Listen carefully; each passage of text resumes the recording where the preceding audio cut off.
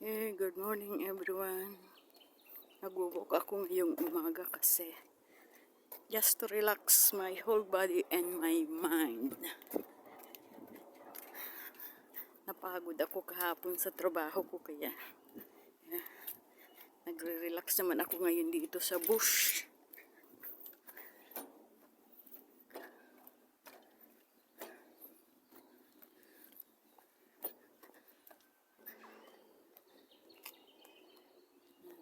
Ako ngayon sa bush to catch some fresh air and fresh oxygen for my whole body.